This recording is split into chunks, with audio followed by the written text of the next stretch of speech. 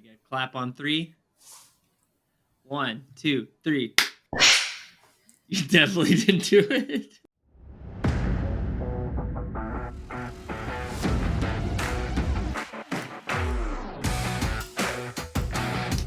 Welcome everybody to the BettorOff Premiercast episode 5. Episode 4 was lost in the midst due to technical difficulties. It was our hour and 45-minute long. It was really good. Transfer rumors, Premiercast ratings, and so now we're on match week 4, episode 5, so our numbers are all thrown off, but maybe we'll adjust those later on. It's just you've got me, Jordan, and we've got Dan today. Harry is unfortunately missing out, but he'll be back next week. We're just going to run through match week 4, go through each game with you. So let's get started. Our first game of the weekend. Going to be Spurs versus Crystal Palace. Dan, let's start with you. What are your thoughts on that? I think it's going to be a close game, closer than people think. I think obviously Tottenham are the favourites, but with it being a London derby, I think it's you can never kind of write off the underdog in games like this. Zaha is still yet to really explode this season, so there's always a chance that could happen, but it's really hard to look past Spurs on this one. Maybe if you're wanting some better odds, have a look at the draw, but my money's on Tottenham. Yeah, this is an interesting week for Spurs. They are still top of the table. Big chance for Nuno to remain at the top of the league. I think Palace, with just so many new players coming in and a new manager, Patrick Vieira just hasn't been up to task lately. Do you think Eduard will start this weekend? The new forward from Celtic. I think he has to. I think if he's fit, I think he has to. That's going to bring a kind of a different dimension for them. Having played with Benteke up front for so long, and then they had Jordan Ayew, who they kind of played around with, and Batshuayi. There was, they've tried different strikers, and they're really, similar to some of the other teams in the league where they really can't find the number 9 that they want, and they've tried different options. They've tried Zaha up top. That kind of didn't work out for them either. I think Palace are going to struggle this year. I really do, unless the new forward kicks off with a good start. But I just don't see. I think it's hard to look past Tottenham. Yeah, the only thing going for them is that there are talks that Son may be injured and may be held out. But they're still missing guys like They're still missing guys like Eze. We've got Tottenham at -104 to win. I think that's a great price. Palace at 340 and the draw at 250 plus 250. So that'll be kicking off this weekend at 7:30. All right. Next up, we've got Watford Wolves. Dan? I think this will be a draw. I like the look of Watford on the attack. I really haven't seen enough from Wolves this year where, what we've seen in years past. Jimenez, as we mentioned in the last transfer video that no one else has seen, hasn't really done it for them since coming back from that terrible injury. So I even think Watford could sneak this one. Depending on what the odds are, I may have a little punt on Watford, but I really do think this will be a draw. Yeah, so it's looking like Watford to win is plus 240, the draw at plus 230, and Wolverhampton to win at plus 130. It's kind of an interesting one because Wolves, correct me if I'm wrong, Wolves have not won yet. I don't believe so. Yeah, they haven't won. So if you're going to get one under your belt, you better do it against Watford. Otherwise, it's going to be a pretty tough start. Yeah, Wolves are 3-0. They played 3, lost 3. So interesting to see that they're the favourites for this one, especially with it being at Watford. I just don't see how Wolves win this one. I don't even think they've scored In fact, they haven't scored. I know Am I right? Jimenez has got to get back to form.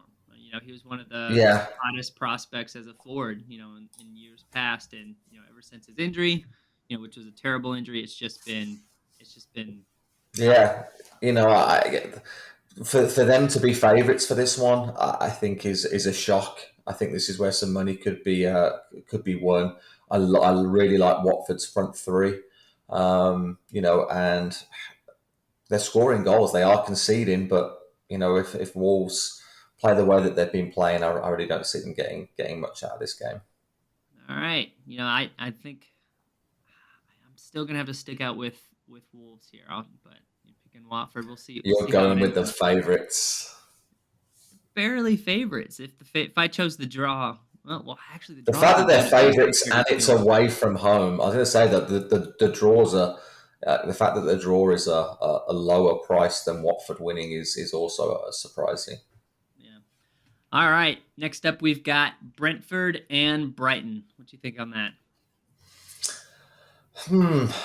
This is another kind of strange one. Very similar to the Wolves game. Both teams are scoring goals. Brighton have been known in the past to be solid at the back, but have already conceded three this year in three games. So I like the way Brentford set up. I would like, my heart wants to say Brentford. Um, I don't see probably more than a draw in this one as well. Some real tight games this week. That this is probably a week where I would pick two games and just lump on those. It's hard to do a big parlay this week. But if I had to bet on this one, I'd probably put my money on Brentford, um, just with them having the Yeah, home I've got advantage as well. yeah, I've got the draw in this one. I really like it. It just seems like a dead even game. Brentford do have the ability to stay unbeaten. So they haven't lost yet, which is pretty good for a championship team coming on up. But just from what I've seen from Brighton, from what I've seen from Brentford, they both got attacking threats on there. But it's they don't have any standout players who I think like, hey, this team's going to dominate on both sides of the field. So I'm going to go for the draw there. For the draw, we have plus 220. Brentford win is plus 185, and Brighton win is plus 170. Yeah, so pretty even games, Mhm. especially on that one. All right, now we've got an interesting one. I wish Harry was here to talk about this because I'm sure he would love to do it. But Arsenal, Norwich. Norwich. We're going to I have you said, saying this right I by said the it. end I of said the it. I said it season. specifically with the Of hard course you did. W to Of get course you. you did. I think this is the turnaround game for Arsenal. I think you'd be silly to bet against them at home to Norwich, who haven't started well. Obviously we know that Arsenal haven't started well, but to be conceding, I think Norwich. I think combined they've conceded like 20 goals. I'd love actually to know the numbers on that. The I'm going to combined say it's. I'm total going to say goals it's. for the I'm going to say it's combined. Like it's close to 20. I think. Arsenal and Norwich. Yeah, goals against in three games, 20 goals. It's got to be close. Yeah. Arsenal 5-4. I think Arsenal are at 9. Arsenal. Yeah, man. I think they lost. What Man City was 5. Five. Um, Chelsea was 2. Brentford was 2. So they're at 9. And then Norwich got spanked first game of the season and second game of the season. Liverpool, Man City. So yeah, I think they're close to 20 goals. 20 goals between the two. So I think we're going to see goals. I think we're just going to see more goals from Arsenal. I think Arsenal are getting back to what they believe is their full strength team. Aubameyang will be coming back in for sure. Lacazette will be in. So you can't look past Arsenal, and I'm pretty sure the odds will show that. I think Arsenal will be a minus number. I'll be very, very surprised if they're not. But my money's on Arsenal. Yeah, so actually we have Norwich as the favorite at -3. No, I'm just kidding. we've got Yeah, I was going to say, what? we've got Arsenal the favorite at -195, the draw at plus 360, and Norwich winning at plus 575. Yeah, Um, yeah, money's so on Arsenal. this is an Arsenal must win. They've been too poor at the beginning of the season. The fans will probably turn on them if they haven't already, with an Arteta out. And if you're losing Yeah, to, I go think ahead. this will be. I think this will be. I think they'll win by more than two. Yeah. So that may be even a game that I have a bet on with the plus 2 goals or more win. So Well, yeah, I'm thinking, this international break, hopefully stabilized Arsenal just to get kind of their feet back under themselves and hopefully get back to the Arsenal form, as much as I would love to just see them continue to lose because it is just a yeah, hilarious clown show.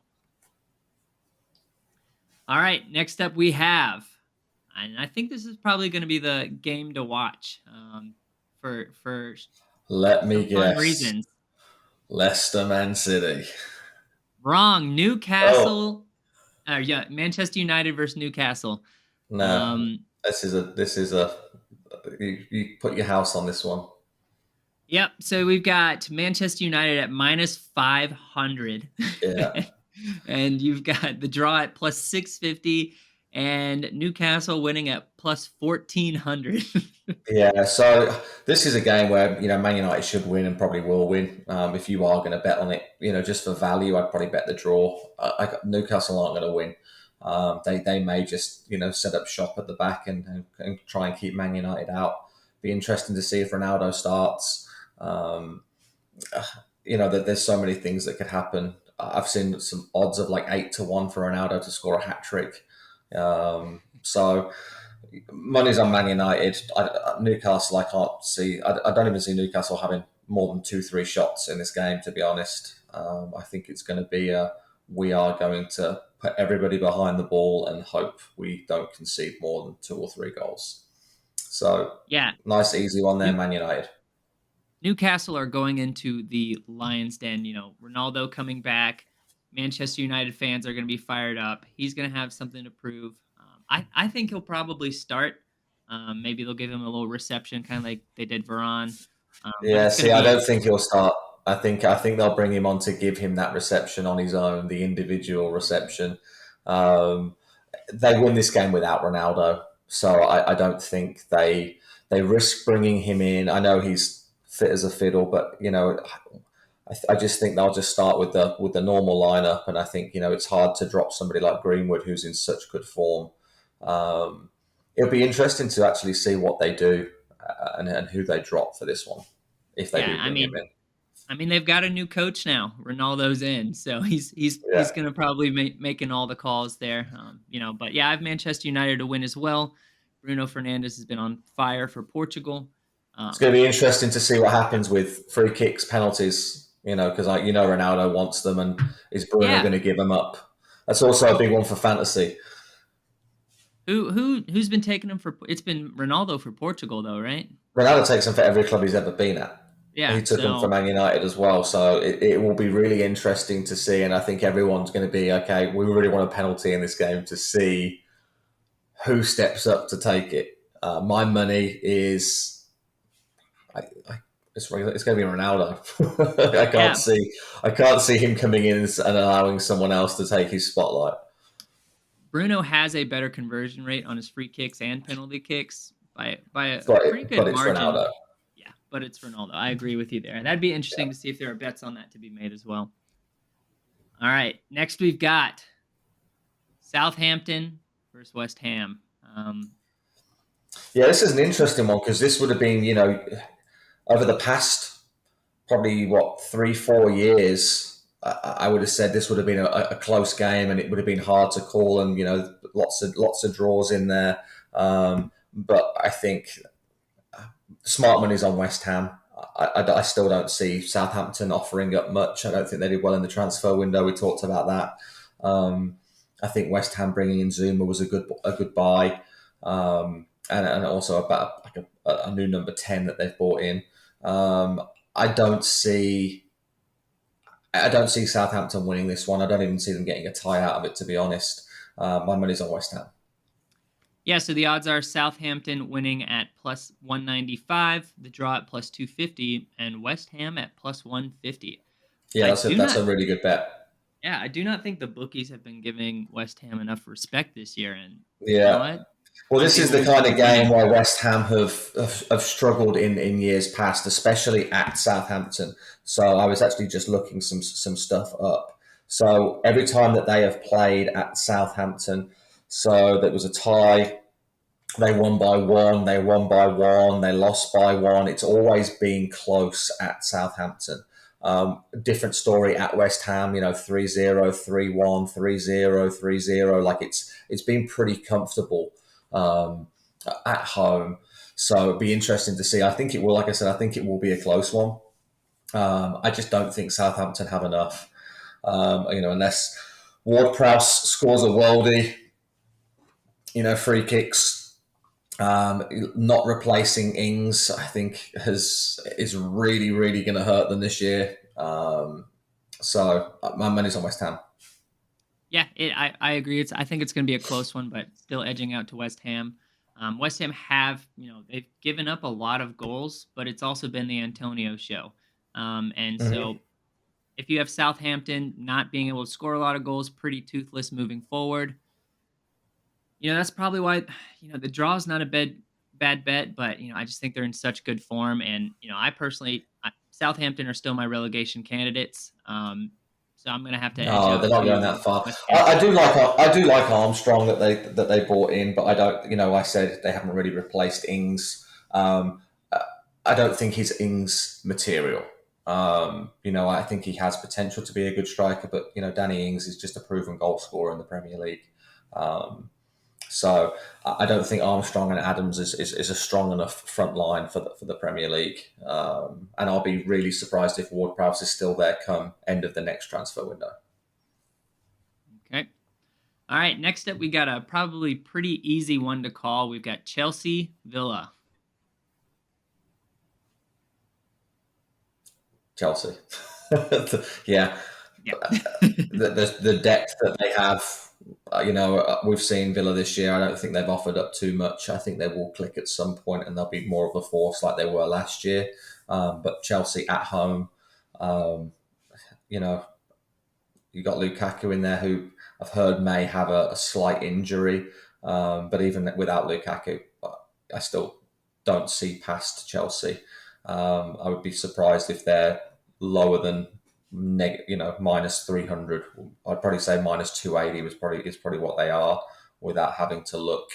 But yeah, money's on Chelsea.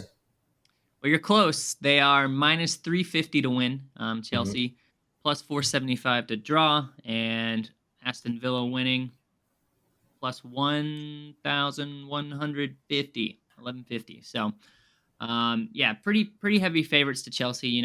There's not much to talk about. Chelsea have been the most consistent team, I think, Mm-hmm. so far in the Premier League. Villa still needs to get used to a world without Jack Grealish, which I'm not sure they have yet.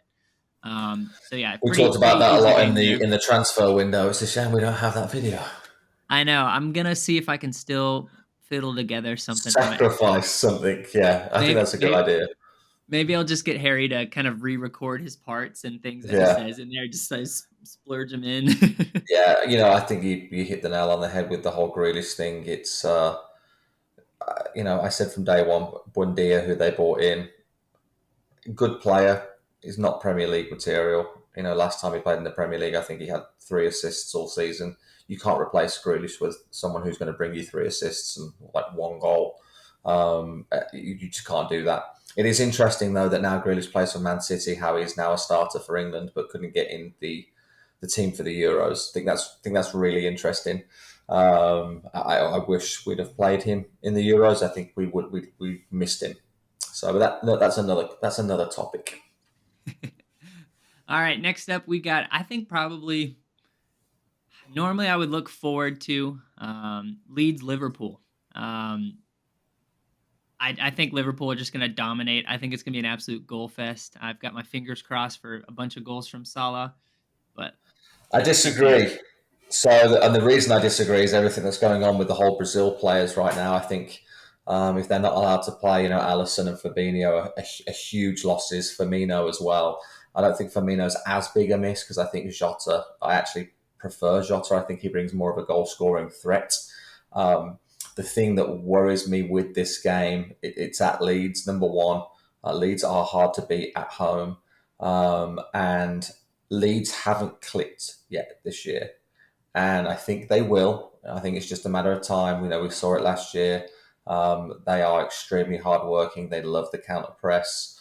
I'm hoping it's not this weekend because obviously I want Liverpool to win. I just think it will be a lot closer. I think it will be a high scoring game. I'd like to know what the odds are on, how many goals that there'll be. But I kind of got my money on the draw on this one, especially if Fab's out and Allison. Liverpool really don't have a phenomenal backup goalkeeper, as we've seen in the past. As soon as you take Allison out, we really do kind of crumble. It's nice to have Van Dijk back this year, though. That strengthens up that back four. Trent got a rest for England as well, so. I'm probably going to have a bet on the draw, and that's I always kind of back against Liverpool just because it's a win-win. If they win, I'm like yay. But I'll probably put some money on the draw. All right, yeah. So Leeds winning is plus 350. The draw is plus 310, and Liverpool at minus 125. The odds aren't right for me on the Liverpool. I think that's. Yeah. There would need to be a bit better odds for me to put some money on them. Also, Dan James coming in. I'd be interested to see if he starts. What I was going to say. I said that in the transfer talk that we had. I just don't know. I don't know where he fits. I don't think he replaces Rafinha. I don't think he replaces Harrison. But obviously Bamford's up top. I just don't see what they're bringing. The fact they got 30 million, Man United got 30 million for him, I think that's a great piece of business by Man United. Yeah, I can't get over Leeds. I love the way they play attack, but I can't get over I can't get over how open defensively they are. And I still think even with if possible, if Liverpool are going to be missing players, there's too much talent there, too much speed. I don't think Leeds will be able to handle them. I'm not going to put money on it because I don't like the odds on as well on Liverpool, but I would be picking Liverpool to edge this one out. I just think Leeds style plays right into the hands of Liverpool. And it's just one of those things where I am also interested to see Daniel James play. I'm not sure where he'll go either. He won't play. Maybe people get burned out under Bielsa's style. And 100%. Yeah, so maybe that's what he is. He's a hockey sub to just throw in, sometime at the 60th minute for somebody to just go all out blazing. Mm-hmm. Yeah, that's how he plays. So it'll be an interesting one to see, but I've got Liverpool winning this one. All right, next we've got Everton, Burnley. What do you got on that? Everton. All right. Yeah, I think Everton have been playing well. They had a nice run start of the season with some easy games, build up some confidence. Haven't really seen a lot from Burnley. Didn't do a lot in the transfer market. Really disappointed with them. But yeah, you can't look past an Everton winning this one. I think that's a pretty straightforward one. Yeah, I think we've got two defensive managers, but I'm also going to have to give the edge to Everton. They are at minus 133. The draw's at 275, and Burnley winning's at plus 410. So not a bad punt if you think Burnley might sneak one and hold it out. But yeah, I'm going to also have to go for Everton here as well. And now the actual real fun game to watch that everyone's looking forward to. It's going to be a real firecracker. And it's just how many they score. We've got Leicester City, Man City. Dan, what are your thoughts? Oh, there's no thoughts. Man City win, I think, pretty comfortably. I don't see anyone giving Man City problems this year apart from, maybe the top three, Chelsea, Liverpool, and then you can even go to, say, Tottenham, Man United, possibly. Just so strong. If you think they've done what they've done with missing De Bruyne a lot this last year and even some matches this year to start off with. I'm really glad that they didn't get a striker. I really want to see Jesus have a chance, and I think in the first few games he's shown what he can do. He's got some goals, got some assists. I think you play anybody in that position for Man City, they're going to get a bunch of chances. He's a confidence player. I think if he starts scoring, I think he's up there for Golden Boot this year for me. If he gets the time that he needs to play. Yep. But yeah, you can't look past Man City. I would like to see Leicester play Daka in this game with Vardy, purely just to give Man City something to think about with the pace of both of them. I don't think it's going to happen, but I'd like to see it. I think Leicester will play the same way that Leicester always play, and I just don't see. I don't see them scoring. And that's sad to say because Leicester, have been known in the past for goals. I just don't see them scoring.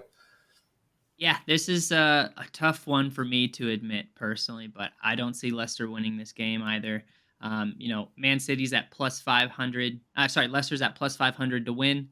The draw at plus 325, and Man City at minus 165. 165. See, that's good odds. That's good odds for that. Yeah. Now the only thing we have is the last game they faced off. But again, they're also missing their Brazilian players. So Jesus will probably not be playing. Edison will not be playing. I think who else is there? Fernandinho, who's gone. Now is that for sure? Are they for sure not playing? Is COVID? As of right now,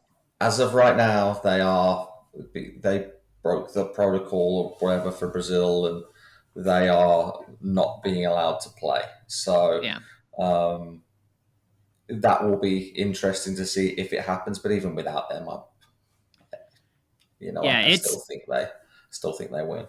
Despite last year being a 5-2 win for Leicester City, I don't see that being replicated in this fixture. I think it's going to be a battle of the midfields, and the midfield of Man City just dominates too much. It shows Edison, Fernandinho, and Jesus is unavailable.